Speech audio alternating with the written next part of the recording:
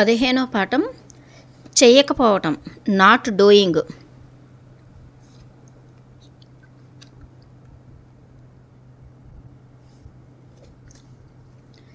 బుధవారం 11 ఏప్రిల్ 1962.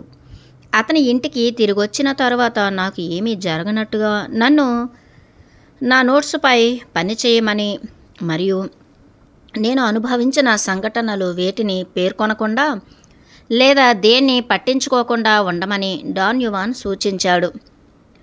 ఒకరోజు విశ్రాంతి తర్వాత కొన్ని రోజులు ఆ ప్రాంతాన్ని వదిలిపెట్టాలని. ఎందుకు అంటే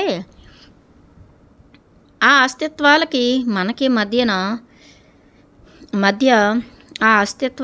మనకి మధ్య దూరాన్ని ఉంచటం అన్నది సమంజసంగా ఉంటుందని ప్రకటించాడు. నా శరీరం తగినంత సున్నితంగా లేదు అన్న కారణంగా వాటి ప్రభావాన్ని నేను గుర్తించినప్పటికీ అవి నన్ను లోతుగా ప్రభావితం చేశాయని అతను అన్నాడు.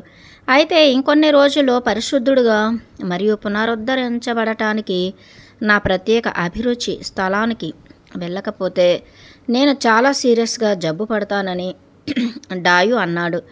తెల్లవారక ముందే మేము వెళ్ళిపోయాము. తర్వాత ఉత్తరం వైపు వెళ్ళాము. అయితే అలసిపోయే అంతగా కారు నడిపిన తర్వాత వేగవంతమైన నడకతో సాయంత్రం అవుతూ ఉండగా మేము కొండ శిఖరానికి చేరుకున్నాము. డాన్ యువాన్ అతను ఇంతకు ముందు చేసినట్టుగానే ఒకప్పుడు నేను పడుకున్న స్థలాన్ని చిన్న కొమ్మలు మరియు ఆకులతో మూసివేశాడు. ఆ తరువాత అతను నా చేతి నిండా ఆకుల్ని ఇచ్చి నా పొత్తి కడుపు దగ్గర పెట్టుకుని తర్వాత క్రింద పడుకుని విశ్రాంతి తీసుకోమన్నాడు. నా తల నుండి 5 అడుగుల దూరంలో కొంచెం నా ఎడం వైపున అతను ఇంకొక స్థలాన్ని ఎంచుకుని డాయ్ కూడా క్రింద పడుకున్నాడు. నిమిషాలలో మహోన్నతమైన ఆనందం మరియు సున్నితమైన వెచ్చదనాన్ని అనుభవించడం మొదలుపెట్టాను. అది భౌతిక సుఖం యొక్క భావన.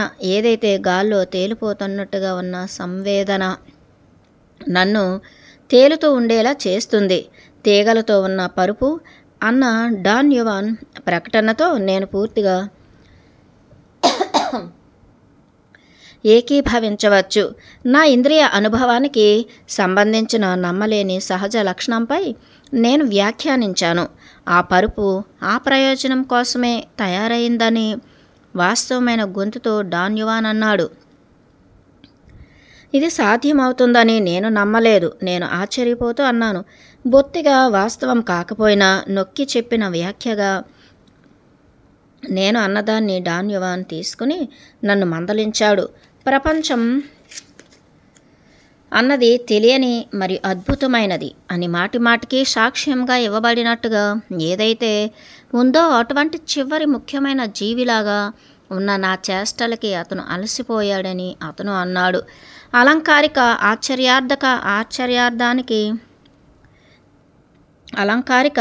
ఆశ్చర్యార్థకానికి ఏ ప్రాముఖ్యత ఉండదు అని నేను వివరించడానికి ప్రయత్నించాను. అది ఎట్లా అయితే ఇంకొక ప్రకటనను ఎంచుకునేవాడిని అని అతను ఆక్షేపించాడు. నా మూలంగా అతను నిజంగా చాలా చికాకు పడినట్టు ఉన్నాడు. నేను పడుకున్నవాడిని సగం లేచి కూర్చొని అతనికి క్షమాపణ ఇవ్వటం మొదలుపెట్టాను. కానీ అతను నవ్వి బదులుగా నేను ఉపయోగించగలిగే ఉల్లాసమైన అలంకారిక ఆశ్చర్యార్థకాల క్రమాలని సూచిస్తూ నేను మాట్లాడే పద్ధతిని అనుకరిస్తున్నాడు. అతను ప్రతిపాదించిన ప్రత్యామ్నాయాలు కొన్నింటికి సంబంధించిన పరిగణించదగిన అర్థం లేని వాటికి నేను నవ్వుకున్నాను. డాయు ముసిముసిగా నవ్వి నా తేలుతున్న భావనకి నన్ను నేను విడిచిపెట్టాలని మృదువైన స్వరంతో నాకు గుర్తు చేశాడు. ఆ రహస్యమైన ప్రదేశంలో నేను అనుభవించిన శాంతి మరియు సంపూర్ణత్వం యొక్క ఓదార్పు భావనలు నాలో లోతుగా పూడ్చిన భావోద్వేగాలు కొన్నింటిని మేల్కొల్పాయి. నేను నా జీవితం గురించి మాట్లాడటం మొదలుపెట్టాను. నేను ఎప్పుడూ ఎవరిని గౌరవించలేదు లేదా ఎవరిని ఇష్టపడలేదని, కనీసం నన్ను నేను కూడా. దానికి తోడు నేను స్వభావ సిద్ధంగా చెడ్డవాణ్ణి లేదా క్రూరమైన వాణ్ణి అని నేను ఎప్పుడూ అనుకునేవాడిని. అందువల్ల ఇతరుల వైపు నా వైఖరి ఎల్లప్పుడూ కొంత ధైర్యంతో మరియు తెగువతో కప్పబడి ఉంటుంది అని నేను అంగీకరించాను. నిజం, డాన్ యువాన్ అన్నాడు. నిన్ను నువ్వు అస్సలు ఇష్టపడవు. డాయు మొరటుగా పెద్దగా నవ్వి, నేను మాట్లాడుతూ ఉన్నంతసేపు అతను చూస్తున్నాడని సీయింగ్ అతను చెప్పాడు. నేను చేసినది ఏదైనా సరే దాని గురించి నాకు పశ్చాత్తాపం ఉండకూడదు. ఎందుకు అంటే అర్థవంతంగా లేదా వికారంగా లేదా చెడ్డగా ఉండేలాగా ఒకడి చర్యని ప్రత్యేకంగా వేరుగా చేసి చూడటం అన్నది స్వీయం పైన అసమంజసమైన ప్రాముఖ్యతను ఉంచటం అన్నది డాయు సూచన. నేను ఇబ్బందిగా కదిలాను. అయితే ఆకుల పరుపు శబ్దం చేసింది. నాకు విశ్రాంతి కావాలంటే నేను ఆకుల్ని కలవరపడేటట్టుగా చేయకూడదని. అయితే నేను డాయుని అనుకరిస్తూ ఒక కదలిక కూడా లేకుండా పడుకోవాలన్నాను. అతన్నే చూడటంలో సీయింగ్ నాకు సంబంధించిన ఒకనొక మూడ్ని అతను చూశాడని అతను జత చేశాడు. చూడటానికి సరైన మాటను వెతుకుతూ ఉన్నట్టుగా ఒక్క క్షణం అతను కష్టపడ్డాడు. తరువాత అన్నాడు, మూడ్ అనేది నేను నిరంతరం జారిపడుతున్న మైండ్కి సంబంధించిన ఫ్రేమ్ అని. ఊహించని సమయంలో తెరుచుకుని నన్ను మింగేసే ఎర తలుపు లాంటిదది అని డాయ్ వివరించాడు. మరింత విశదీకరించి చెప్పమని డాయ్ని అడిగాను. చూడటం సీయింగ్ గురించి విశదీకరించడం అన్నది అసంభవం అని అతను సమాధానమిచ్చాడు. నేను విశ్రాంతి తీసుకోవాలని కానీ పడుకోకూడదని, అయితే ఎంత వీలైతే అంత ఎరుకతో కూడిన స్థితిలో ఉండాలని నేను ఏదైనా చెప్పేలోపే డాయు అన్నాడు. తీగల పరుపు అన్నది ఆనందం మరియు శాంతికి సంబంధించిన ప్రత్యేక స్థితిలోకి ఒక యోధుణ్ణి వచ్చేట్టుగా చేయటం కోసం మాత్రమే ప్రత్యేకంగా తయారు చేయబడిందని. ఆనందంగా ఉండటం అన్నది ఒక నిర్దిష్ట ప్రయోజనం లేదా కార్యాచరణ కోసం ఒకడు సుశిక్షితుడు అవ్వాల్సిన ఒక స్థితి, దాన్ని అన్వేషించటానికి ఒకడు పరిచయం అవ్వాల్సిన ఒక స్థితి అని నాకు నాటకీయమైన గొంతుతో డాన్యువాన్ పేర్కొన్నాడు. నీకు ఆనందంగా వెల్బీయింగ్ ఉండటం అంటే ఏంటో తెలీదు, ఎందుకంటే నువ్వు దాన్ని ఎప్పుడూ అనుభవించలేదు కనుక డాయు అన్నాడు. నేను అతన్ని వ్యతిరేకించాను. కానీ ఒకడు ఉద్దేశపూర్వకంగా వెతకాల్సిన ఒక ఘనకార్యం ఆనందం అనేది అని అతను వాదనని కొనసాగించాడు. ఎట్లా అన్వేషించాలో నాకు తెలిసిన ఒక విషయం ఏంటి అంటే స్థితి భ్రాంతి లేదా స్థితి నిర్ధారక రాహిత్యం, శ్రేయస్సు మరి సంతోషం లేదా ఆరోగ్యం లేకపోవటం, మరి గందరగోళంకి సంబంధించిన భావన అని అతను అన్నాడు. నన్ను నేను దుఃఖపూరితంగా చేసుకోవటానికి సంబంధించిన ప్రజ్ఞని సాధించటం కోసం అత్యంత తీవ్రమైన దారిలో నేను పని చేయాలి. అయితే నన్ను నేను పూర్తిగా మరియు దృఢంగా తయారు చేసుకోవటానికి కూడా అదే రకంగా నేను పని చేయాల్సి వస్తుంది అని నేను ఎప్పుడూ గ్రహించలేకపోవటం అన్నది అర్థం లేనిది అని వ్యంగ్యంగా నవ్వుతూ డాయ్ భరోసా ఇచ్చాడు. ఒకడు దేనిపైన ప్రస్ఫుటంగా ఉంటాడు అన్న దానిలోనే ఉంది ట్రిక్, డాయ్ అన్నాడు. అయితే మనల్ని మనం దుఃఖపూరితంగా చేసుకోవచ్చు లేదా మనల్ని మనం దృఢంగా ఉంచుకోవచ్చు, కానీ దాని గురించి మనం ఖర్చు చేసే శక్తి మొత్తం ఒక్కటే. నేను తేలిపోతూ ఉన్నాను అని భావించటం మొదలుపెట్టి నా కళ్ళు మూసుకుని మళ్ళీ విశ్రాంతిగా అవ్వటం మొదలుపెట్టాను. కొంచెం సేపు పాటు అది ఎట్లా ఉందంటే ఒక ఆకులాగా ఆకాశం గుండా నిజంగా నేను కదులుతూ ఉన్నట్టు ఉంది. అది పూర్తి ఆహ్లాదకరంగా ఉన్నప్పటికీ ఆ భావన నేను జబ్బుపడి మరి తల తిరిగి తరువాత గుండ్రంగా తిరుగుతున్న భావనను అనుభవించినట్టుగా అయినప్పటికీ రోజుల్ని ఎందుకో గుర్తు చేసింది నాకు. తయారైనప్పటి రోజుల్ని ఎందుకో గుర్తు చేసింది నాకు. బహుశా నేను ఏదో తినకూడనిది తిని ఉంటాను అనుకున్నాను. డాన్యువాన్ నాతో మాట్లాడటం నేను విన్నాను, కానీ వినటానికి నిజంగా నేను ఎటువంటి ప్రయత్నం చేయలేదు. ఆ రోజు నేను తిన్న వాటన్నింటి జాబితాను తయారు చేయటానికి ప్రయత్నిస్తున్నాను, కానీ అందులో నేను అంత ఉత్సాహంగా లేను. చూడటానికి అదేం అంత విషయంలా అనిపించలేదు. ఏ దారిలో సూర్యకాంతి మారుతుందో గమనించు, డాయు అన్నాడు. డాయు గొంతు చాలా స్వచ్ఛంగా ఉంది. అది వెచ్చగా ద్రవ్యంగా నీళ్ళలాగా ఉంది అనిపించింది.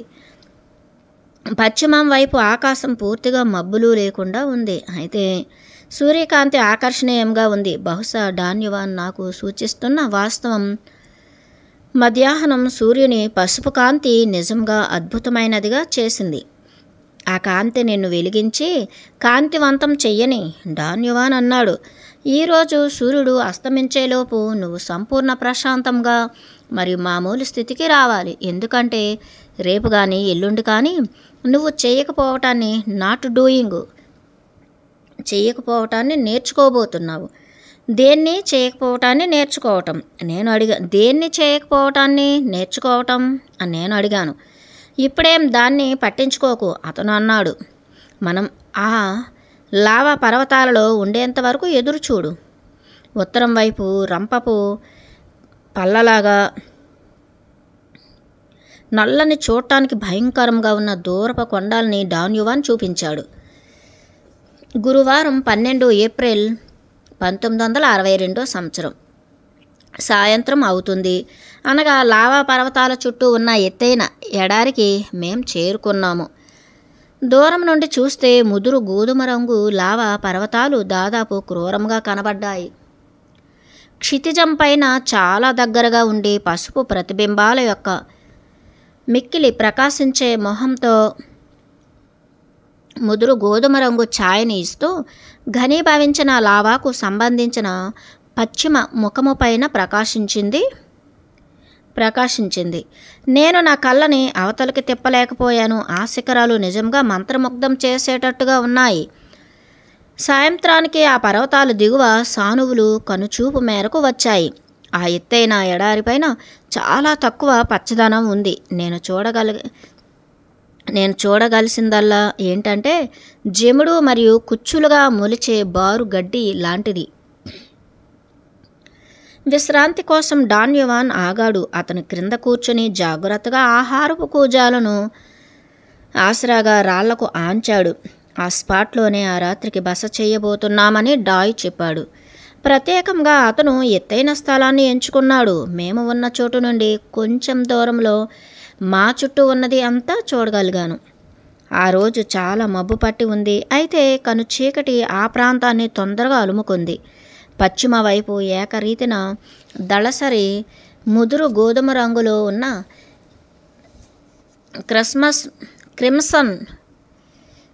క్రిమ్సన్ మేఘాల ఆవేగాన్ని గమనించటంలో నేను ఉండిపోయాను. డాన్యువాన్ లేచి పొదల చాటుకు వెళ్ళాడు. అతను తిరిగి వచ్చే సమయానికి లావా పర్వతాల రూపురేఖలు నల్ల ముద్దల్లాగా ఉంది. అతను నా ప్రక్కన కూర్చుని ఈశాన్యం వైపు పర్వతాలపైన చూడటానికి సహజంగా ఏర్పడినది ఏదైతే ఉందో దానిపైన దృష్టిని ఉంచమన్నాడు. దాని పరిసరాల కంటే ఛాయ తక్కువ ఉన్న స్థలం అది.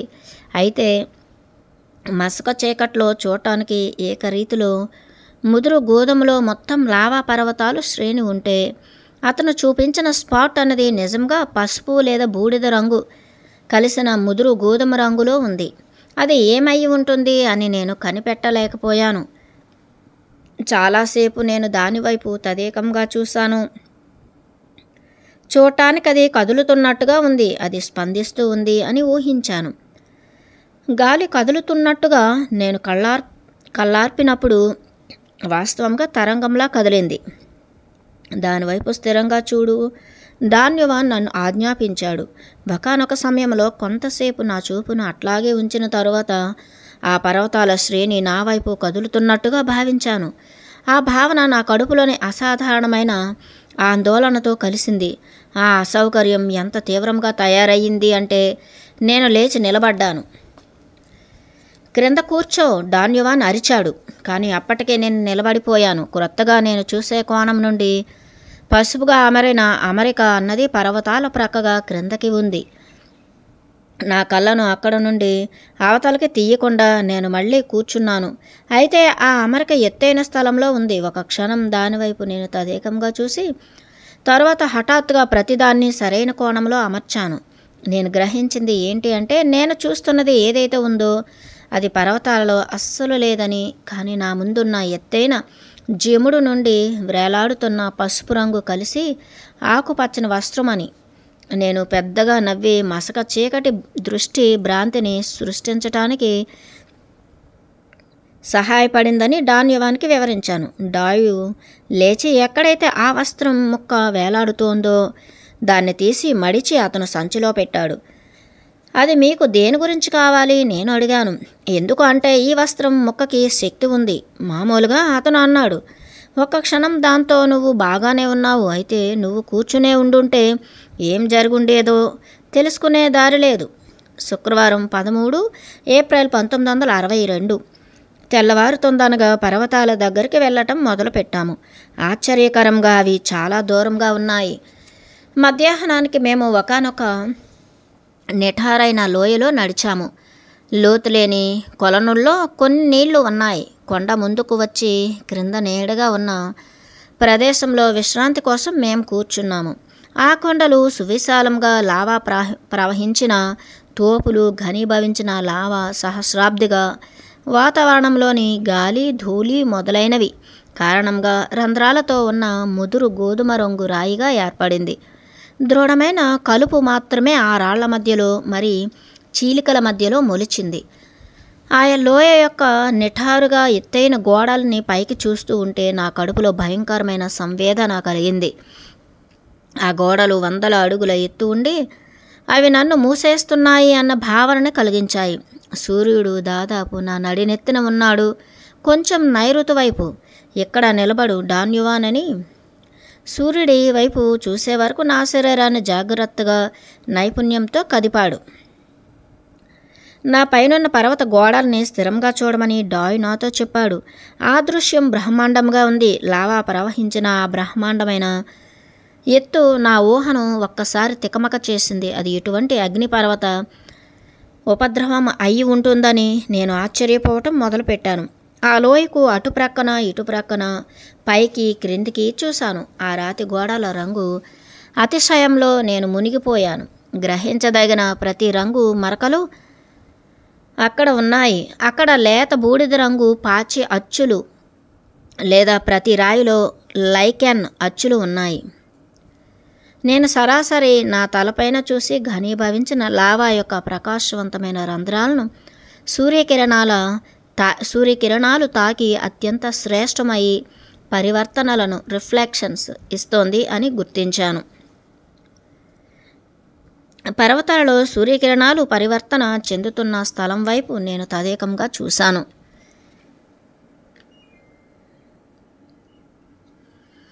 సూర్యుడు కదిలినప్పుడు తీవ్రత తగ్గిపోయి తరువాత అది పూర్తిగా క్షీణించిపోయింది.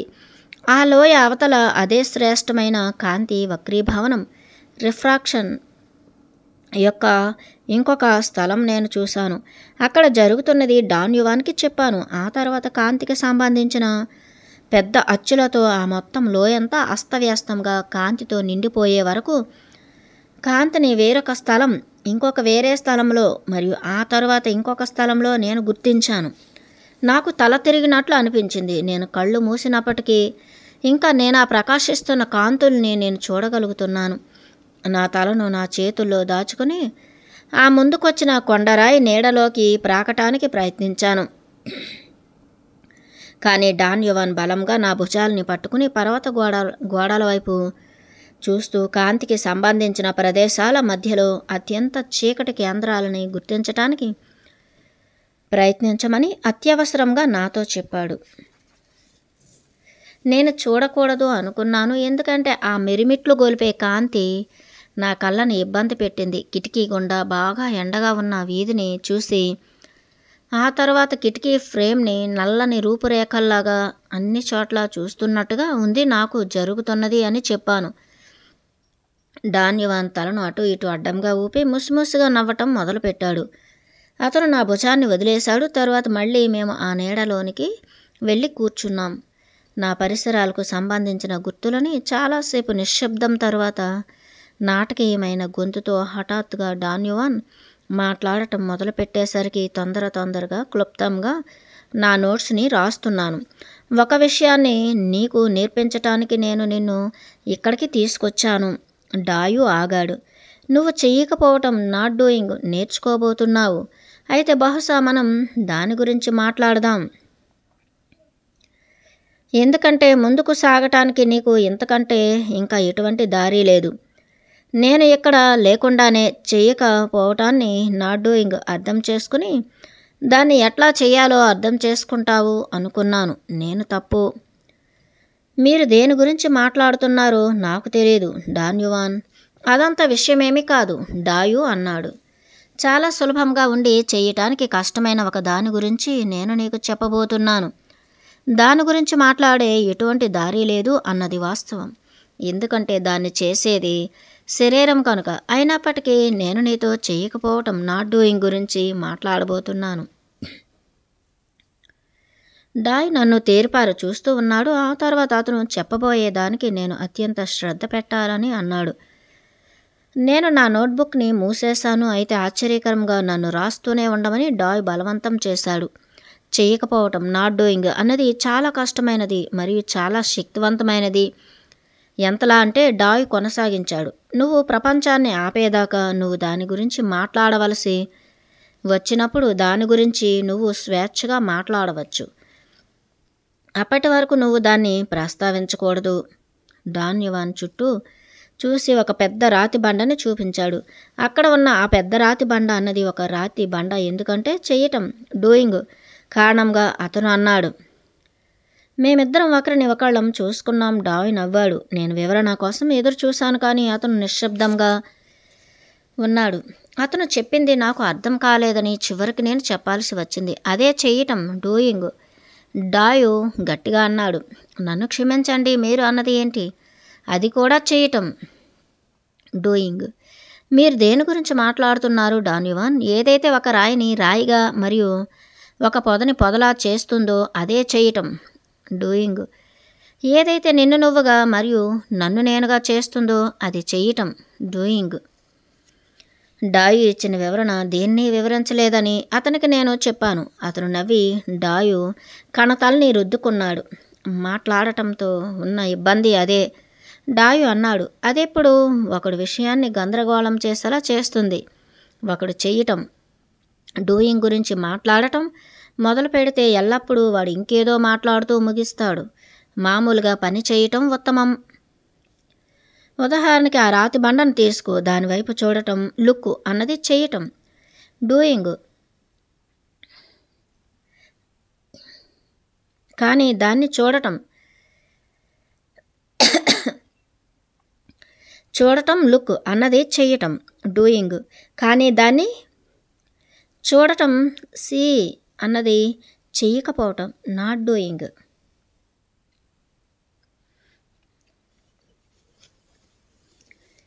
డాయు యొక్క మాటలు నాకు ఎటువంటి అర్థాన్ని ఇవ్వట్లేదని నేను ఒప్పుకోవాలి.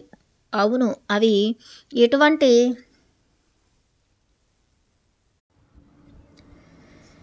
డాయు యొక్క మాటలు నాకు ఎటువంటి అర్థాన్ని ఇవ్వట్లేదని నేను ఒప్పుకోవాలి. అవును, అవి ఎటువంటి అర్థాన్ని ఇవ్వవు పెద్దగా డాయు అన్నాడు. కానీ అవి ఎటువంటి అర్థాన్ని ఇవ్వవని నువ్వు నమ్మి ఒప్పుకున్నావు. ఎందుకంటే అది నీ యొక్క చెయ్యటం డూయింగ్. అదే దారిలో నువ్వు నాతో మరియు ప్రపంచంతో పనిచేస్తావు. డాయు మళ్ళీ రాతి బండను చూపించాడు. ఆ రాతి బండ అన్నది ఒక రాతి బండ ఎందుకంటే దాన్ని అట్లా చేయటానికి ఎట్లా చెయ్యాలో అన్ని విషయాలు నీకు తెలుసు కనుక డాయు అన్నాడు. నేను దాన్ని చేయటం డూయింగ్ అని పిలుస్తాను. ఉదాహరణకి చేయటం డూయింగ్ కారణంగా మాత్రమే ఒక రాతి బండ అన్నది రాతి బండ అని ఒక జ్ఞానం నిండిన మనిషికి తెలుసు. కనుక ఒక రాతి బండ అనేది రాతి బండలాగా అస్సలు అతనికి అక్కర్లేదు అనుకుంటే అతను చేయవలసిందల్లా ఏంటంటే చెయ్యకపోవటం నాన్ డూయింగ్. నేను చెప్పింది అర్థమైందా? అస్సలు నేను అతన్ని అర్థం చేసుకోలేకపోయాను. అతను నవ్వి వివరించడానికి ఇంకొక ప్రయత్నం చేశాడు. ప్రపంచం అన్నది ప్రపంచం ఎందుకంటే దాన్ని అలా తయారు చేయటానికి చెయ్యటం అన్నది పాల్గొంది, డూయింగ్ అన్నది పాల్గొంది అని నీకు తెలుసు. అతను అన్నాడు. దాన్ని చెయ్యటం డూయింగ్. నీకు తెలియకపోతే ప్రపంచం వేరేగా ఉండేది. ఉత్సుకతతో డాయు నన్ను పరీక్షించాడు. నేను రాయటం ఆపాను. నేను అతను చెప్పేది వినాలనుకున్నాను. అటువంటి ఫలానా చెయ్యటం డూయింగ్ లేకుండా ఈ పరిసరాలలో ఏది కూడా తెలిసినట్టుగా ఉండేది కాదు. డాయు వంగుని అతని బొటన వేలు చూపుడు వేలుతో ఒక గులకరాయిని తీసి పట్టుకుని దాన్ని నా కళ్ళ ముందు ఉంచాడు. ఇది ఒక గులకరాయి, ఎందుకంటే దాన్ని ఒక గులకరాయిలా తయారు చేయటం డూయింగ్ పాల్గొంది అని నీకు తెలుసు. మీరు అనేది ఏంటి? నిజాయితీగా ఉన్న గందరగోళ భావనతో నేను అడిగాను. డాన్ యువాన్ నవ్వాడు. చూడటానికి అతను కుంటే ఆనందాన్ని దాచటానికి ప్రయత్నిస్తున్నాడు. నువ్వెందుకు అంత గందరగోళానికి గురి అవుతున్నావో నాకు తెలియట్లేదు, అతను అన్నాడు.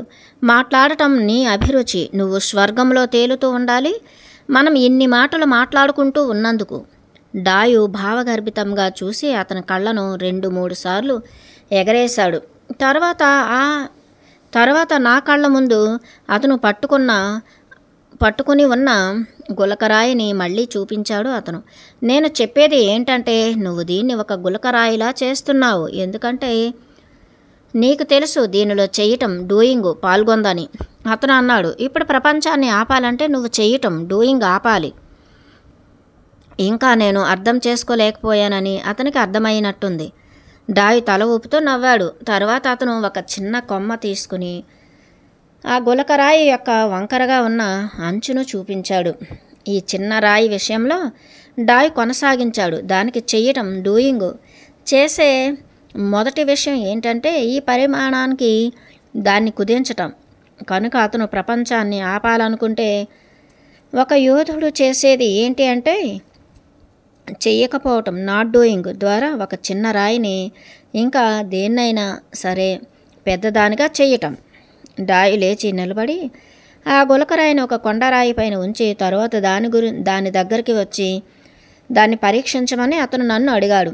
ఆ గులకరాయిలోని చిల్లులు మరియు పల్లాలని చూడమని, తరువాత వాటిలోని సూక్ష్మమైన వివరాలని బయటకు తీయమని డాయు నాతో చెప్పాడు. నేను ఆ వివరాలని బయటకు తీయగలిగితే ఆ చిల్లులు మరియు పల్లాలు మాయమైపోయి తర్వాత చేయకపోవటం నాట్ డూయింగ్ అంటే అర్థం ఏంటో నేను అర్థం చేసుకోగలను అని డాయు చెప్పాడు.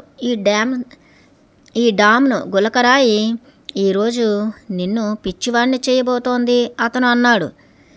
నాపై డాయుకి చికాకు వచ్చి ఉండాలి. అతను నా వైపు చూసి పెద్దగా పగలబడి నవ్వాడు. తర్వాత అతను గులకరాయిపై కోపం నటించి దాన్ని అతని టోపీతో 2-3 సార్లు కొట్టాడు. డాయు పాయింట్ని స్పష్టపరచమని డాన్ యువాన్ని కోరాను. డాయు ప్రయత్నిస్తే అతనికి కావలసింది ఏదైనా సరే అతను విరమించటం సాధ్యమని నేను వాదించాను. డాయు చమత్కారమైన చూపు చూసి పరిస్థితి నిస్సహాయంగా ఉన్నట్టుగా అతని తలను అడ్డంగా ఊపాడు. ఖచ్చితంగా నేను దేనిని అయినా వివరించగలను, నవ్వుతూ అతను అన్నాడు. కానీ నువ్వు దాన్ని అర్థం చేసుకోగలవా? పరోక్ష అపరాధాన్ని సూచించే డాయు వాక్యాలకి నేను ఆశ్చర్యపోయాను. పెద్ద కొండరాయి నుండి గులకరాయిని నువ్వు వేరు చేసేటట్టుగా చెయ్యడం డూయింగ్ చేస్తుంది.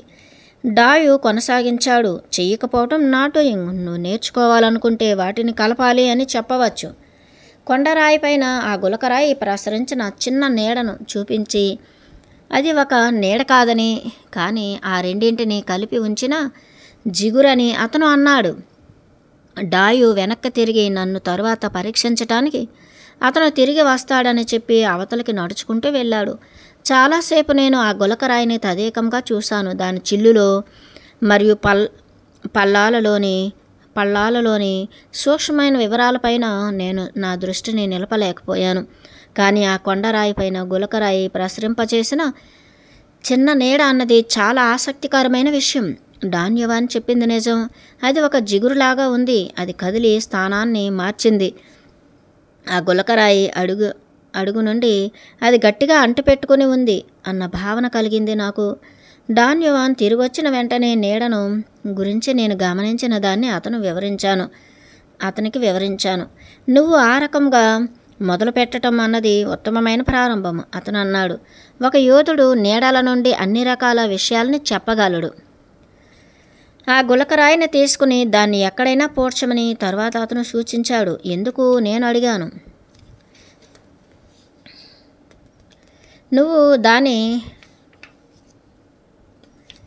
నువ్వు దాన్ని చాలాసేపటి నుంచి గమనిస్తున్నావు. అతను అన్నాడు, ఇప్పుడు నీకు సంబంధించింది ఏదో దాని దగ్గర ఉంది.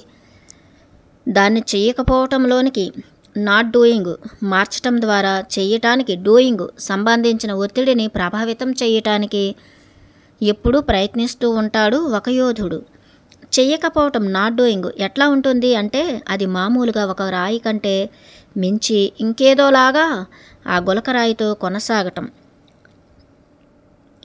ఈ విషయంలో ఆ గులకరాయి చాలాసేపటి నుండి నీలో ఇమిడిపోయి నీలో కలిసిపోయింది. అందువల్ల ఇప్పుడు అది నువ్వే. అయితే కేవలం దాన్ని నువ్వా చుట్టుప్రక్కల వదిలివేయకూడదు. అయితే కేవలం దాన్ని నువ్వు ఆ చుట్టుప్రక్కల వదిలివేయకూడదు, కానీ దాన్ని ఖచ్చితంగా పోడ్చాలి. నేను ఇప్పుడు ఆ పని చేయొచ్చా? ఆ పని చేయటానికి నీ జీవితం అంత దృఢంగా లేదు. నువ్వు చూడగలిగితే నీ యొక్క అతి ఆతృత ఆ గులకరాయిని తెలియని ఆకర్షణీయంగా లేని లేదా అప్రియమైనదిగా మార్చిందని నీకు తెలిసి ఉండేది. అందువల్ల నువ్వు చెయ్యగలిగిన ఉత్తమమైన పని ఏంటి అంటే దాని భారాన్ని భూమి శోషించేటట్టుగా దాన్ని ఒక గొయ్యి తీసి పాతిపెట్టాలి. ఇదంతా కూడా నిజమేనా డాన్ యువాన్? నీ ప్రశ్నకి నిజమా లేదా అబద్ధమా అని చెప్పడం అనేది చేయటం డూయింగ్, కానీ నువ్వు చేయకపోవటం నాట్ డూయింగ్. నేర్చుకుంటున్నందువల్ల ఇదంతా కూడా నిజమా కాదా అన్నది నిజంగా పట్టించుకోవాల్సిన విషయం కాదు అని నేను నీకు చెప్పాలి. ఒక సగటు మనిషి కంటే ప్రయోజనకరమైన విషయం ఒక యోధుడికి ఇక్కడే ఉంది. విషయాలు అనేవి నిజం లేదా అబద్ధం అని ఒక సగటు మనిషి శ్రద్ధ చూపించి పట్టించుకుంటాడు, కానీ ఒక యోధుడు పట్టించుకోడు. ఒక సగటు మనిషి ఏవైతే నిజాలని అతనికి తెలుసో ఆ విషయాలతో ఒక ప్రత్యేకమైన దారిలో కొనసాగుతాడు, మరియు ఏవైతే నిజం కావని అతనికి తెలుసో ఆ విషయాలతో వేరే దారిలో కొనసాగుతాడు. ఒకవేళ విషయాలు వాస్తవం అని చెబితే అతను ఏవైతే చేస్తాడో వాటిని నమ్ముతాడు, కానీ ఒకవేళ విషయాలు అబద్ధమని చెబితే అతను పని చెయ్యటాన్ని పట్టించుకోడు, లేదా అతను చేసిన వాటిలో అతనికి నమ్మకం ఉండదు. ఒక యోధుడు ఇంకొక వైపు రెండు సందర్భాలలో పనిచేస్తాడు. ఒకవేళ విషయాలు వాస్తవమని చెబితే చెయ్యటాన్ని డూయింగ్ చేయటం కోసం అతను పని చెయ్యాలి. ఒకవేళ విషయాలు అబద్ధమని చెబితే చెయ్యకపోవటాన్ని నాట్ డూయింగ్ చేయటం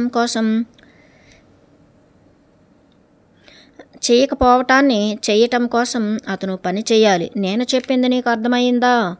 లేదు, మీరు చెప్పింది నాకు అస్సలు అర్థం కాలేదు నేను అన్నాను. డాన్ యువాన్ వ్యాఖ్యలు నన్ను కయ్యానికి కాలు దువ్వే మూడ్లోకి ఉంచాయి. అతను చెబుతున్న వాటి నుండి నేను ఎటువంటి అర్థాన్ని బయటికి తీయలేకపోయాను.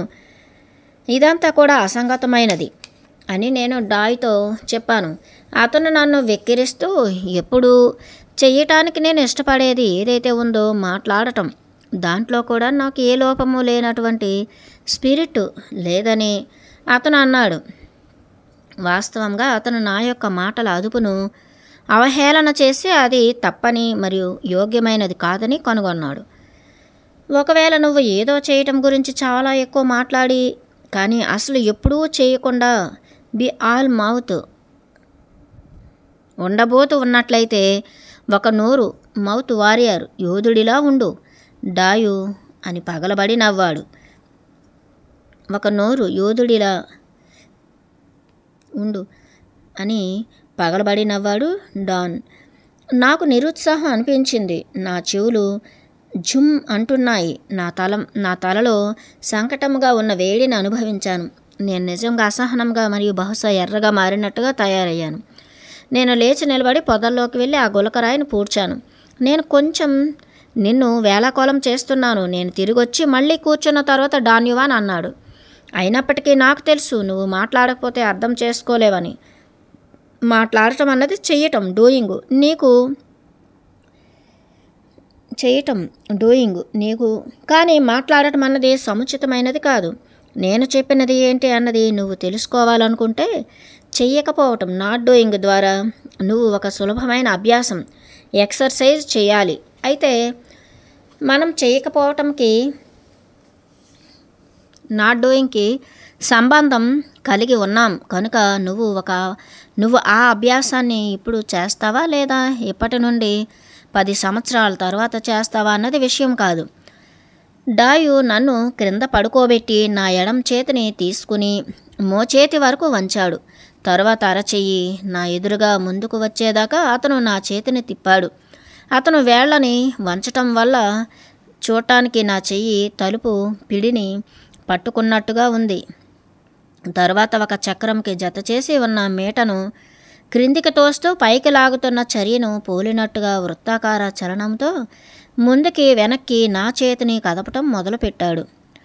ప్రతిసారి అతని శరీరంలో నుండి దేనిని అయినా బయటికి పంపటానికి, దేనిని అయినా అంటే ఒక రోగం లేదా అప్రియమైన భావన అలాంటి వాటిని బయటికి పంపటానికి ఒక యోధుడు ఆ చేష్టను అమలు చేస్తాడు. ఉద్దేశం ఏంటంటే చేతి యొక్క స్వేచ్ఛా కదలికను ఆపుతున్న ఒక భారీ వస్తువుని ఒక సాలిడ్ బాడీ ఒకడు అనుభూతి చెందే వరకు భావంలో మాత్రమే ఊహిస్తూ వ్యతిరేకిస్తున్న ఒక ఫోర్స్ను తోస్తూ లాగుతూ ఉండటం. అభ్యాసానికి సంబంధించిన విషయంలో దాన్ని అనుభూతి చెందటం సాధ్యమే అని ఒకడు ఎప్పుడూ నమ్మలేడు అన్నది వాస్తవమైనప్పటికీ ఒకడు వాడి చేత్తో హెవీ బాడీని భావించే వరకు దాన్ని పునరావృతం చేయటం అన్నది చేయకపోవటం, నాట్ డూయింగ్ కలిగి ఉంటుంది. నేను నా చేతిని కదపటం మొదలుపెట్టాను. కొంచెం సేపట్లోనే నా చెయ్యి ఐస్ అంత చల్లగా తయారైంది. నా చేతి చుట్టూ మెత్తగా మృదువైన లాంటి దాన్ని భావించటం మొదలుపెట్టాను. అది ఎట్లా ఉంది అంటే ఏదో భారీ జిగట ద్రవ పదార్థం గుండా నేను తెట్టును వేస్తున్నట్టుంది. డాన్ యువాన్ హఠాత్తుగా కదిలి నా కదలికను ఆపటానికి నా చేతిని పట్టుకున్నాడు. నా శరీరం అంతా ఏవో కనపడిన ఫోర్స్ చేత కదిలినట్టుగా వణికింది. నేను లేచి కూర్చున్న తర్వాత అతను నన్ను పరీక్షించాడు. తర్వాత అతను ఉన్న చోట తిరిగి కూర్చునే ముందు అతను నా చుట్టూ తిరిగాడు. నువ్వు తగినంత చేశాను డాయ్ అన్నాడు. డాయ్. ఎప్పుడు అయితే నీకు ఎక్కువ వ్యక్తిగత శక్తి ఉంటుందో అప్పుడు ఇంకొకసారి ఎప్పుడైనా నువ్వు అభ్యాసం చేయవచ్చు. నేను ఏమన్నా తప్పుగా చేశానా? లేదు, చేయకపోవటం, నాట్ డూయింగ్ అన్నది చాలా బలమైన యోధులకు మాత్రమే. అయితే ఇప్పటికీ దాంతో వ్యవహరించటానికి నీకు శక్తి లేదు. ఇప్పుడు నువ్వు భయానక విషయాలు మాత్రమే నీ చేత్తో చేస్తావు కనుక నీ చెయ్యి ఇంకెంత మాత్రము చల్లబడనంత వరకు కొంచెంగా చెయ్యి. ఎప్పుడైతే నీ చెయ్యి వెచ్చగానే ఉంటుందో దాంతో ప్రపంచానికి సంబంధించిన గీతలని వాస్తవంగా నువ్వు భావించగలవు. గీతల గురించి నేను అడగటానికి అన్నట్టుగా నాకు సమయాన్ని ఇవ్వాలి అన్నట్టుగా డాయ్ స్వల్ప విరామాన్ని ఇచ్చాడు. కానీ నేను అడగటానికంటే ముందే అవి మనల్ని వస్తువులతో విషయాలు కలిపి ఉంచే అనంతమైన గీతలు ఉన్నాయి అని వివరించడం మొదలుపెట్టాడు అతను. అప్పుడే అతను వివరించిన చేయకపోవటానికి నాట్ డూయింగ్ సంబంధించిన అభ్యాసం అన్నది ఏదైతే గీత ఎక్కడ కావాలంటే అక్కడ ఒకడు ఉంచగలడు లేదా ప్రసరింప చేయగలడు. ఆ గీత ఒకటి కదిలే చేతి నుండి బయటికి రావటాన్ని ఎవడైనా భావించడానికి సహాయపడుతుంది. ఇది ఒక అభ్యాసం మాత్రమే అని, ఎందుకంటే వాస్తవ పరిస్థితుల్లో చేతుల ద్వారా ఏర్పడే గీతలు దృఢంగా ఉండవు, మరి వాటికి ఎటువంటి విలువ ఉండదు. మన్నికైనా లేదా బలమైన గీతల్ని ఉత్పత్తి చేయటానికి ఒక విజ్ఞానంతో నిండిన మనిషి అతని శరీరంలోని ఇతర భాగాలను ఉపయోగిస్తాడు. అతను అన్నాడు, శరీరానికి సంబంధించిన ఏ భాగాలు డాన్ యువాన్? ఒక జ్ఞానంతో నిండిన మనిషి ఉత్పత్తి చేసే అత్యంత బలమైన గీతలు శరీరం మధ్య నుండి వస్తాయి అతను అన్నాడు. కానీ అతని కళ్ళతో కూడా వాటిని తయారు చేయగలడు. అవి నిజమైన గీతలా? ఖచ్చితంగా. మీరు వాటిని చూడగలరా మరియు ముట్టుకోగలరా?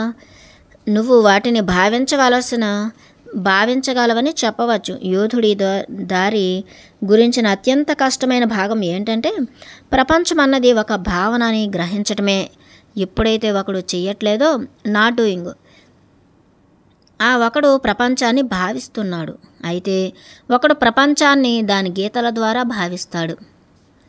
డాయు ఆపి ఉత్సుకతతో నన్ను పరీక్షించాడు. డాయు అతని కనుబొమ్మలను పైకి ఎత్తి కళ్ళు తెరిచి తరువాత కళ్ళు ఆర్పాడు. ఆ ప్రభావం ఒక పక్షి కళ్ళు ఆర్పినట్టుగా ఉంది. దాదాపుగా వెంటనే అసౌకర్యం మరియు వికారంగా ఉన్న అనుభూతిని భావించాను. నిజం చెప్పాలంటే అదెట్లా ఉందంటే నా పొట్టపైన ఏదో ఒత్తిడి పెడుతున్నట్టుంది. నేను చెప్పింది అర్థమయ్యిందా? డాన్యువాన్ అడిగి అతని కళ్ళను అవతలికి కదిపాడు. నాకు వాంతి వచ్చేలా ఉందని నేను పేర్కొన్నాను. అయితే అది అతనికి తెలుసు అని ఖచ్చితమైన గొంతుతో డాయ్ సమాధానమిచ్చాడు. అయితే అది అతని యొక్క కళ్ళలో ప్రపంచం యొక్క గీతల్ని నేను అనుభవించేలా చెయ్యటానికి ప్రయత్నిస్తున్నాడు డాయు. నేను నా సందేహాలని వెలిబుచ్చాను. ఎటువంటి భౌతిక మార్గంలో అతను చెయ్యనప్పటికీ వాంతి వచ్చేటట్టు నాపైన ప్రభావం చూపించే భావనను అతను కలుగజేస్తున్నాడు అనే ఆలోచనను కష్టం మీద గ్రహించగలిగాను. చెయ్యకపోవటం, నాట్ డూయింగ్ అన్నది చాలా సాధారణమైనది కానీ చాలా కష్టమైనది అతను అన్నాడు. దాన్ని అర్థం చేసుకోవటం అన్నది విషయం కాదు, కానీ దానిలో పూర్తి నాలెడ్జ్ని గ్రహించి ప్రావీణ్యతను సంపాదించటం అన్నది అసలైన విషయం. చూడటం, సీయింగ్ అన్నది చేయకపోవటం, నాట్ డూయింగ్ యొక్క టెక్నిక్ ద్వారా ఒకడు ప్రపంచాన్ని ఆపినప్పుడు మాత్రమే సంప్రాప్తిస్తుంది. అసంకల్పితంగా నేను నవ్వాను. డాయు అన్నది ఏంటో నేను అర్థం చేసుకోలేకపోయాను. ఒకడు జనాలతో ఎప్పుడైతే ఏదో ఒకటి చేస్తాడో అతను అన్నాడు, ఆ బంధం కలిగి ఉండటం అన్నది వాళ్ళ శరీరాలకు ఆ వ్యవహారాన్ని ప్రదర్శించటంతో మాత్రమే ఉంటుంది. ఎప్పటి నుంచో నీతో నేను చేస్తున్నది అదే. నీ శరీరం తెలుసుకునేటట్టు చేయటం. నీకు అర్థమయ్యిందో లేదో ఎవరు పట్టించుకుంటారు? కానీ అది అన్యాయం డాన్యువాన్. నేను ప్రతి ఒక్కటి అర్థం చేసుకోవాలి, లేదంటే ఇక్కడికి రావడం అన్న నా సమయం వృధా. నీ సమయం వృధానా? నా గొంతును అనుకరిస్తూ డాయు ఆశ్చర్యాన్ని ప్రకటించాడు. నువ్వు నిజంగా చాలా అహంకారివి. అతను లేచి నిలబడి మా ఎడం ప్రక్కనున్న లావా శిఖరంపైకి నడిచి ఎక్కబోతున్నాం అని నాతో చెప్పాడు. ఆ పైకి ఎక్కటం అన్నది బాధించే వ్యవహారం. మమ్మల్ని కాపాడటానికి మరియు మాకు ఆసరాగా ఉండటానికి అక్కడ తాళ్ళు లేవు తప్పితే అది వాస్తవంగా పర్వతారోహణం. నన్ను క్రిందకి చూడొద్దని డాన్యువాన్ మాటిమాటికి నాకు చెప్పాడు. మరి నేను రాయిపై నుండి క్రిందకి జారటం మొదలైన తరువాత కొన్నిసార్లు నా శరీరాన్ని వాస్తవంగా పైకి లాగాడు. అంత ముసలిగా ఉన్నప్పటికీ డాన్యువాన్ నాకు సహాయం చేయటం అన్నది భయంకరమైన అసహనం కలిగించింది. నేను చాలా దీనమైన భౌతిక స్థితిలో ఉన్నానని, ఎందుకంటే ఇటువంటి వ్యాయామం చేయటానికైనా నేను చాలా బద్ధకిస్తుణ్ణి అని డాయ్తో చెప్పాను. వ్యక్తిగత శక్తికి సంబంధించిన ఒక నిర్దిష్టమైన స్థాయికి ఒకడు చేరుకున్న తర్వాత వ్యాయామం లేదా ఏ శిక్షణ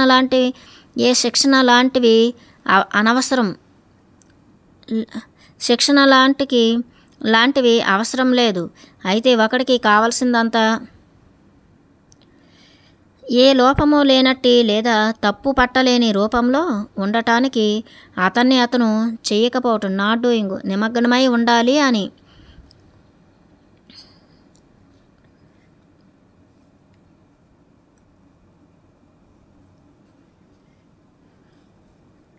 మేము కొండపై భాగానికి చేరుకున్న తర్వాత నేను క్రింద పడుకున్నాను. నేను జబ్బు పడటానికి సిద్ధంగా ఉన్నాను. ఇంతకుముందు ఒక్కసారి చేసినట్టుగానే అతను డాయు కాలుతో ముందుకి వెనక్కి దొర్లించాడు. కొంచెం కొంచెంగా ఆ చలనం నా శరీర స్థితిని పునరుద్ధరించింది. కానీ నాకు ఇబ్బందిగా అనిపించింది. అది ఎట్లా ఉందంటే ఏదో హఠాత్తుగా ప్రత్యక్షం అవటం కోసం నేను ఎందుకో ఎదురు చూస్తున్నట్టుగా ఉంది. అసంకల్పితంగా నేను 2-3 సార్లు 2 ప్రక్కలకి చూశాను. డాన్యువాన్ ఒక్క మాట మాట్లాడలేదు. కానీ నేను చూస్తున్న దిశలోనే అతను చూస్తూ ఉన్నాడు. నీడలు అన్నవి విచిత్రమైన వ్యవహారాలు ఉన్నట్టుండి ఒక్కసారి అతను అన్నాడు, ఒకటి మనల్ని అనుసరిస్తూ ఉండటం నువ్వు గుర్తించి ఉండాలి. నేను అటువంటిది దేన్ని గుర్తించలేదు. పెద్ద గొంతుతో రూఢిగా చెప్పాను. నాకు మొండి వ్యతిరేకత ఉన్నప్పటికీ మనల్ని వెంటాడే వాళ్ళని నా శరీరం గుర్తిస్తుందని డాన్యువాన్ చెప్పాడు. అయితే నీడ చేత అనుసరించబడటం గురించి ఎటువంటి అసాధారణత అక్కడ లేదని నమ్మకమైన గొంతుతో డాయు భరోసా ఇచ్చాడు నాకు. అది కేవలం ఒక శక్తి డాయు అన్నాడు. ఈ పర్వతాలన్నీ వాటితో నిండిపోయాయి. ఇది ఎటువంటిది అంటే ఇంతకుముందు రాత్రి నిన్ను భయపెట్టిన ఆ అస్తిత్వాలలో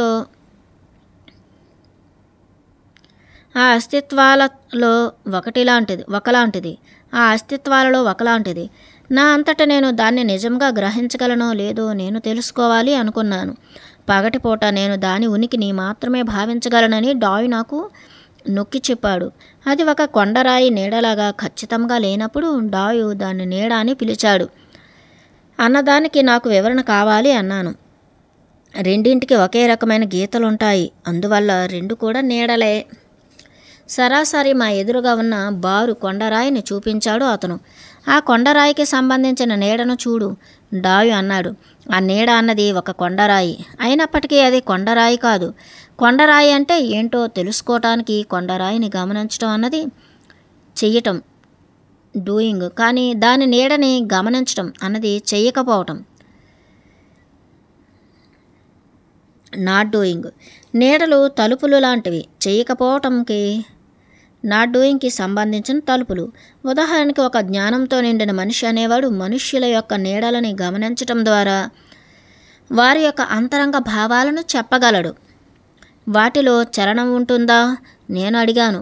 వాటిలో చలనం ఉంటుందని నువ్వు అనవచ్చు, లేదా ప్రపంచం యొక్క గీతలు వాటిలో ప్రస్ఫుటిస్తాయి అని నువ్వు అనవచ్చు, లేదా వాటి నుండి భావాలు బయటకు వస్తాయి అని నువ్వు అనవచ్చు. కానీ నీడల నుండి భావాలు బయటికి ఎట్లా రాగలుగుతాయి డాన్యువాన్? నీడలు అన్నవి మామూలు నీడలే అని నమ్మటం అన్నది చెయ్యటం, డూయింగ్, డాయ్ వివరించాడు. అట్లాంటి నమ్మకం అన్నది ఎట్లా అయినా సరే మూర్ఖత్వం. ఈ దారిలో దాన్ని గురించి ఆలోచించు. ప్రపంచంలో ఉన్న ప్రతిదీ కూడా మనకి కనిపించిన దానికన్నా ఇంకా ఎక్కువ వేరుగా వివరించలేనట్టుగా ఉంటుంది. అలాగే ఖచ్చితంగా నీడలకి కూడా ఎక్కువ ఉంటుంది. ఏమైనప్పటికీ వాటిని నీడలుగా మార్చేది కేవలం మన చెయ్యటమే, డూయింగ్. అక్కడ సుదీర్ఘమైన నిశ్శబ్దం ఏర్పడింది. ఇంకేం చెప్పాలో నాకు తెలియలేదు. రోజు ముగింపుకు చేరుకుంటోంది. ఆకాశం వైపు చూస్తూ డాన్యువాన్ అన్నాడు. రోజు ముగింపుకు చేరుకుంటోంది. ఆకాశం వైపు చూస్తూ డాన్యువాన్ అన్నాడు. ఒక చివరి అభ్యాసం చేయటానికి నువ్వు ఈ ప్రకాశవంతమైన సూర్యకాంతిని ఉపయోగించుకోవాలి. మనిషి అంత పరిమాణంలో నిలువుగా ప్రక్కన ఒకదానినొకటి దాదాపు 4-5 అడుగుల దూరంలో నిలబడున్న 2 కొండలు ఉన్న ప్రదేశానికి డాయు నన్ను తీసుకుని వెళ్ళాడు. పశ్చిమ ముఖంగా వాటి నుండి 10 గజాల దూరంలో డాన్యువాన్ ఆపాడు. నేను నిలబడటానికి అతనొక స్పాట్ని గుర్తుపెట్టి కొండల నీడల వైపు చూడమని నాతో చెప్పాడు. నేను వాటిని గమనించాలని, మరి విశ్రాంతి స్థలాన్ని వెతికేటప్పుడు ఒకడు దృష్టి పెట్టకుండా చూడాలి. కానీ నీడల్ని గమనించేటప్పుడు ఒకడు అతని కళ్ళని మెల్లగా క్రాస్గా ఉంచాలి. అయినప్పటికీ ఆ తీక్షణమైన రూపాన్ని దృష్టిలో ఉంచుకోవాలని చెప్పటం ద్వారా అతని నిర్దేశాలను అతను స్పష్టపరిచాడు. ఒకడు 2 కళ్ళను దగ్గరకు తీసుకొచ్చి క్రాస్ మెల్లకళ్ళు చూడటం ద్వారా ఒక నీడ ఇంకొక నీడపైకి అధ్యారోహితం అయ్యేట్టుగా చేయటం అన్నది ఆలోచన. ఆ పద్ధతి ద్వారా ఏదైతే నీడల నుంచి పట్టుకొస్తోందో అటువంటి ఒక రకమైన భావనను ఒకడు నిర్ధారించుకోవచ్చు. డాయ్ యొక్క అస్పష్టతపై నేను వ్యాఖ్యానించాను. కానీ అతని ఉద్దేశ్యాన్ని వివరించే దారి వాస్తవంగా లేదని డాయ్ అన్నాడు. ఆ అభ్యాసాన్ని చేపట్టడానికి చేసిన నా ప్రయత్నం వ్యర్థమయ్యింది. నాకు తల నొప్పి వచ్చేదాకా నేను పోరాడాను. నా వైఫల్యాల గురించి డాన్యువాన్ అస్సలు ఏమాత్రం పట్టించుకోలేదు. అతను బోర్లించి ఉన్న కొబ్బరి చిప్ప ఆకారం డోమ్ లాంటి శిఖరంపైకి ఎక్కి ఆపై నుండి రాయికి సంబంధించిన చిన్నగా బారుగా మరియు సన్నని ముక్కలు రెండింటి గురించి చూడమని అరిచాడు. డాయ్కి కావలసిన రాయి పరిమాణాన్ని అతను అతని చేతులతో చూపించాడు. నేను 2 ముక్కల్ని కనుగొని వాటిని డాయు అందించాను. దాదాపు రెండింటి మధ్య 1 అడుగు దూరంలో ఉన్న 2 చీలికలలో ఒక్కొక్క రాయి ఉంది.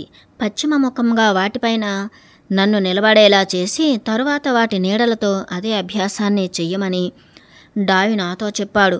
ఈసారి మొత్తంగా అది వేరే వ్యవహారం. దాదాపుగా వెనువెంటనే నేను నా కళ్ళని క్రాస్ చేయగలిగే సామర్థ్యం కలిగి ఉండి అవి రెండు ఒకదానిలా కలిసిపోయినట్టుగా వాటి యొక్క నీడల్ని నేను గ్రహిస్తున్నాను. ఆ రూపాల్ని కలగనివ్వకుండా చూడటం అనే చర్య ఏక నీడనిచ్చింది.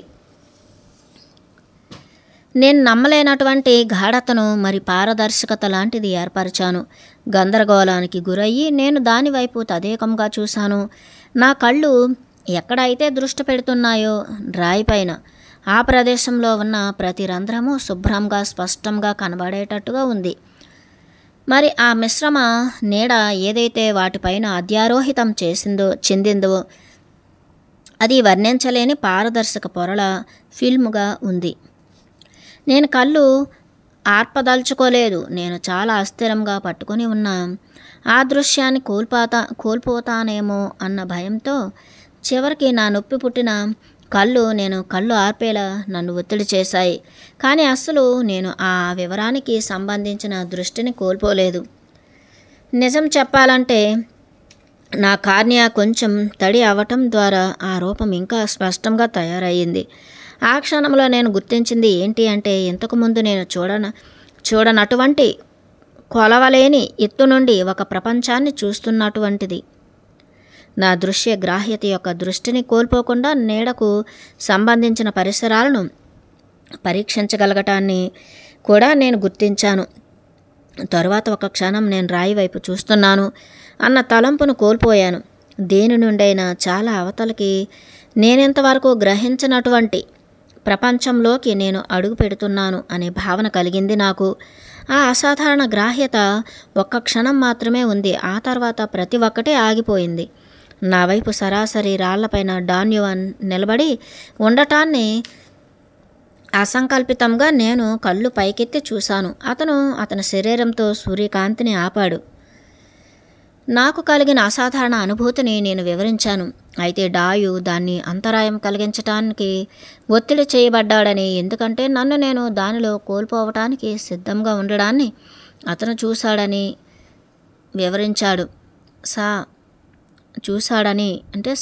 వివరించాడు. అటువంటి రకమైన భావాలు ఏర్పడినప్పుడు మనల్ని మనం మితిమీరి కూడి ఉండేలా చేసుకోవటం అన్నది మనందరి యొక్క సహజ ధోరణి అని, అయితే నన్ను నేను మితిమీరి భగ్నం చేసుకోవటం ద్వారా నేను చెయ్యకపోవటాన్ని నాట్ డూయింగ్ నాకు తెలిసిన పాత చేయటంలోకి డూయింగ్ దాదాపుగా మార్చాను అని డాయ్ జత చేశాడు. నేను చేయవలసింది ఏంటి అంటే దానికి లోబడకుండా దృష్టిని నిర్వహించటం. ఎందుకంటే ఒక విధంగా చేయటం డూయింగ్ అనేది లోబడిపోవటం యొక్క విధానం. దేని గురించి ఎదురు చూడాలి, మరి ఏం చేయాలి అన్నది ముందుగానే డాయు నాకు చెప్పి ఉండాల్సింది అని నేను ఫిర్యాదు చేశాను. కానీ నేను ఆ నీడల్ని విలీనం చేయటంలో విజయం సాధిస్తానో లేదో తెలిసే ఎటువంటి దారి లేదని డాయు ఎత్తి చూపాడు. చెయ్యకపోవటం నాట్ డూయింగ్ గురించి ఎప్పుడు కంటే మరింత గందరగోళపడ్డాను అని నేను ఒప్పుకోవాలి.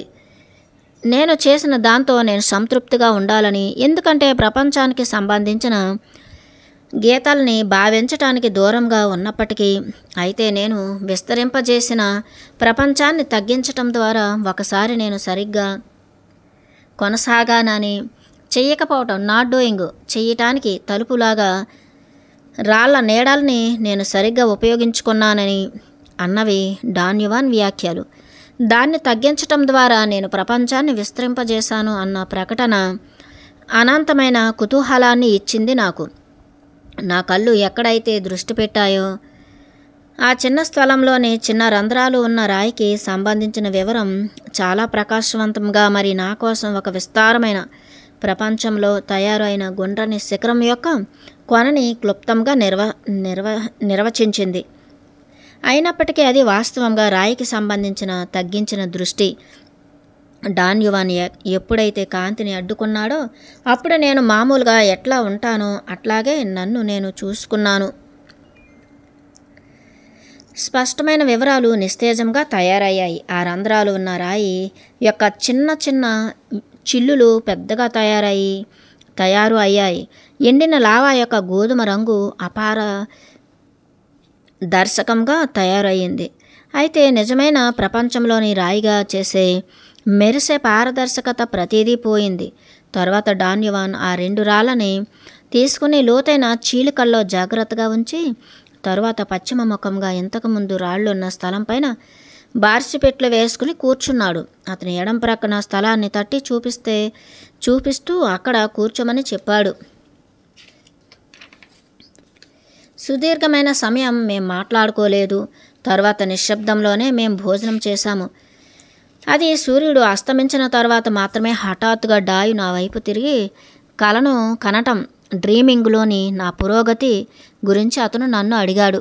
మొదట్లో అది చాలా సులభంగా ఉందని, కానీ ఒకానొక సమయంలో నా కళ్ళలో నా చేతుల్ని కనుక్కోవటం మొత్తం నేను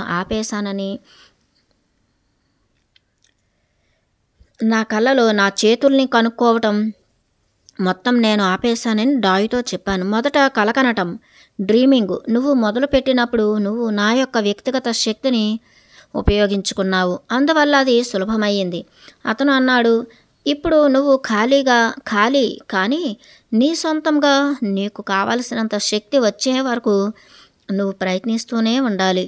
చూడు, కల కనటం డ్రీమింగ్ అన్నది కళలకు సంబంధించిన చేయకపోవటం, నాట్ డూయింగ్. పురోగతి సాధించే కొద్దీ నువ్వు కలలను కనటంలో డ్రీమింగ్ కలలు కనటంలో కూడా పురోగతి సాధిస్తావు. నువ్వు చేసేదానికి ఎటువంటి అర్థం ఉంది అని నువ్వు నమ్మనప్పటికీ నీ చేతుల గురించి చూడటాన్ని ఆపటంలో లేదు ట్రిక్ అన్నది.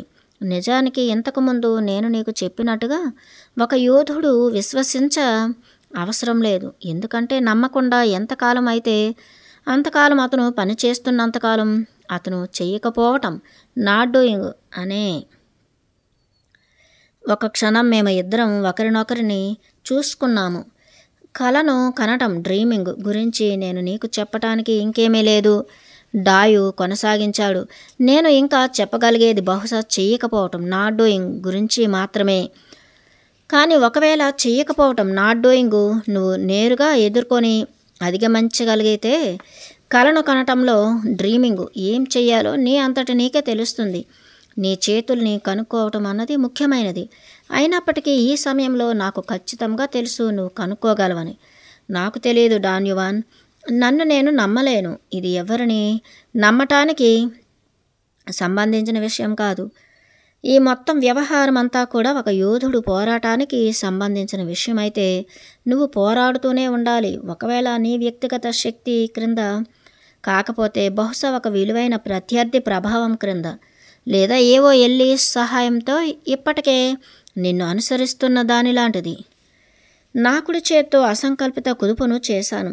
నేను అనుమానించిన దానికన్నా నా శరీరానికి చాలా ఎక్కువ తెలుసని, ఎందుకంటే మనల్ని వెంటాడుతున్న ఫోర్సు నా కుడివైపు ఉందని డాన్యువాన్ చెప్పాడు.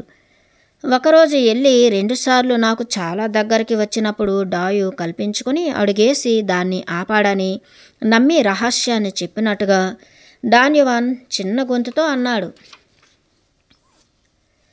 పగటిపూట నీడలు అన్నవి చెయ్యకపోవటం నాట్ డూయింగ్ యొక్క తలుపులు, డాయు అన్నాడు. కానీ రాత్రిపూట చాలా కొంచెమే చేయటం డూయింగ్ అమలు అవుతుంది. కనుక ఎల్లితో కలుపుకొని ప్రతిదీ ఒక నీడ శక్తి యొక్క గమనమును నీకు నేర్పినప్పుడు అప్పుడే దీన్ని గురించి నేను నీకు చెప్పాను. నేను బయటికి పెద్దగా పగలబడి నవ్వాను. అయితే నా నవ్వు